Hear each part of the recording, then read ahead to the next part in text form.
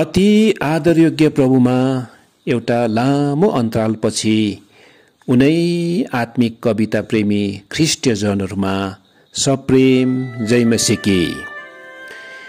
एउटा तृषित हृदय संगतिको तिर्खा बोकेर हजुरहरूको सप्रेम सम्झना समेट्न यो कविता प्रस्तुत गरिँदैछ। कविताको शीर्षक छ सप्रेम सम्झनामा सहयात्री सेवक स्वर्गीय डी.के. सिंह। बेलायती मुसा संगति भङ्गालो 39 अङ्कबाट।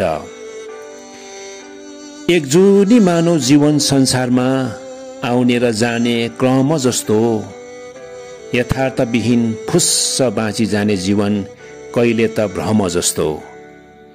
एकजुनी मानव जीवन संसारमा आउने र जाने क्रम जस्तो यथार्थविहीन फुस्स बाँची जाने जीवन कहिले त भ्रम जस्तो। कथा र व्यथा छ जन्मजात आमाकै गर्भबाट पापमा आएको, कस्तो सौभाग्य र जीवन आशिषित मुक्तिदान ख्रिस्टमा पाएको। कथा र व्यथा छ जन्मजात आमाकै गर्भबाट पापमा आएको, कस्तो सौभाग्य र जीवन आशिषित मुक्तिदान ख्रिस्टमा पाएको। थोरै खाउँ कि धेरै लाउँ जीवन त्यसै अर्थ शून्य छ, साँचो ईश्वर रहित जीवन व्यर्थतापूर्ण त्यसै नगण्य छ। थोरै खाउँ कि धेरै लाउँ जीवन त्यसै अर्थ शून्य छ, साँचो ईश्वर रहित जीवन व्यर्थतापूर्ण त्यसै नगण्य छ। ख्रिस्टीय यात्री जीवन कता न कता कसैलाई त भेटाइन्छ नै, एउटै खुन खरिदा साइनोले संगतिको तृष्णा त मेटाइन्छ नै। बेरेकाको पुरानो संगतिकाल पृष्ठभित्र कतिलाई अझै त्यहाँ भेटिँदैछ। सङ्गी नागरिक सहयात्री कनानी पाइलाहरू धुमिलिँदै बिस्तारी मेटिँदैछ।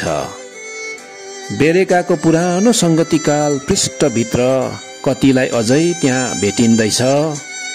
सङ्गी नागरिक सहयात्री कनानी पाइलाहरू धुमिलिँदै बिस्तारी मेटिँदैछ। सन्तगणहरूको लहरमा सेवक डी.के. सिंहज्यूलाई उज्यालो त्यहाँ देख्थ्यौँ। मिलनसार मनको खोजीमा उनलाई यता नाम्ची एन.बी. राई कहाँ पनि भेट्थ्यौँ। सन्तगणहरूको लहरमा सेवक डी.के. सिंहज्यूलाई उज्यालो त्यहाँ देख्थ्यौँ। मिलनसार मनको खोजीमा उनलाई यता नाम्ची एन.बी. राई कहाँ पनि भेट्थ्यौँ।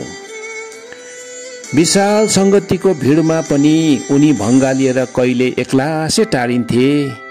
अन्तर्मुखी मन पुरानो मित्र एन.बी. राईसँग कुरा गफिन गहिरो गाडिन्थे। विशाल संगतिको भिडमा पनि उनी भङ्गालिएर कहिले एक्लासै टाढिन्थे। अन्तर्मुखी मन पुरानो मित्र एन.बी. राईसँग कुरा गफिन गहिरो गाडिन्थे। दुई पल जीवन यति उति कति बाँच्नु, हिसाबको नापजोक छैन। ख्रिस्टलाई पाएको ख्रिस्टलाई ओढेको जीवन कुनै गुनासो छैन। दुई पल जीवन यति उति कति बाँच्नु, हिसाबको नापजोक छैन। ख्रिस्टलाई पाएको ख्रिस्टलाई ओढेको जीवन कुनै गुनासो छैन। हाम्रो गाउँ हाम्रै ठाउँ हामी परिवारलाई कहिले त उनले प्रिय ठान्थे। तिर्खालो मन संगति गर्दै मधुर भाकामा स्तुति गुनगुनाउन हर्ष मान्थे। हाम्रो गाउँ हाम्रै ठाउँ हामी परिवारलाई कहिले त उनले प्रिय ठान्थे। तिर्खालो मन संगति गर्दै मधुर भाकामा स्तुति गुनगुनाउन हर्ष मान्थे। ख्रिस्टमै कनानी सहयात्री जीवनमा धर्मीजनबाट जे जति भेटिन्छ, एउटा संगति सम्झनामा त्यही घटनाक्रमलाई सम्हालेर समेटिन्छ।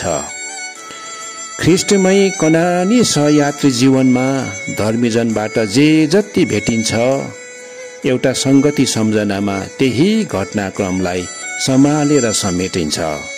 एउटा संगति सम्झनामा त्यही घटनाक्रमलाई सम्हालेर समेटिन्छ। त्यही घटनाक्रमलाई सम्हालेर समेटिन्छ। कविता प्रस्तोता नयाँ यरुसलेम नाम्ची।